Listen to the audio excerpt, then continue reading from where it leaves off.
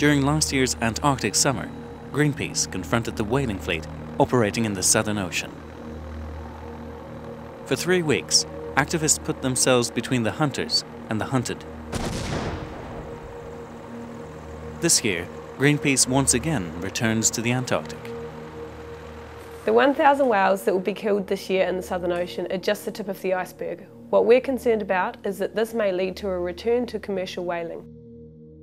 This new journey brings full circle a global expedition called Defending Our Oceans, which started here in the Antarctic.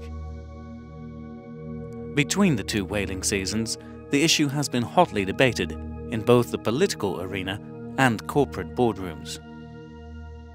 Last year, we exposed the corporate backing for the whaling industry. Public pressure on those companies involved in whaling clearly showed them that whaling is bad for business. As a result, whaling lost its corporate backing and is now entirely dependent on Japanese government funding. At last year's meeting of the International Whaling Commission in St. Kitts, the Japanese delegation once more tried to overturn the 20-year-old ban on commercial whaling. Their effort came close, but proved unsuccessful in the end. For the time being, the only option is to continue whaling under the cover of scientific research.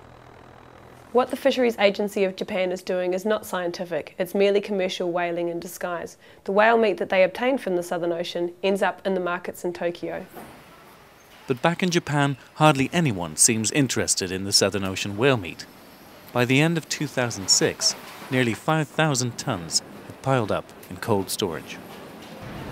あんまこう身近じゃないんで、ちょっとないですね。もうちょっとね、昔の人だったら、そういう時代もあったみたいな話は聞きますけど、やっぱ自分の世代ってそういうのないんで、牛肉に変わるとか豚肉に変わるっていうそのイメージが湧かないですね。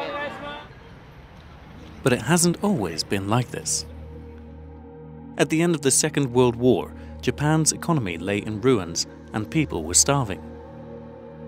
It was US General Douglas MacArthur who supported Japan to resume whaling in the Southern Ocean. A whole generation grew up with whale meat as its primary source of protein. But today, 95% of the population has never eaten whale meat, and a recent survey shows 2/3 do not support whaling in the Antarctic. What we aim to do this year is to raise awareness in Japan of what their government is doing in the Southern Ocean. It's taxpayers' money in Japan which is paying for this whaling operation, and it's the people of Japan who can raise their voice to stop it. But for the time being, the whaling program of the Fisheries Agency of Japan continues.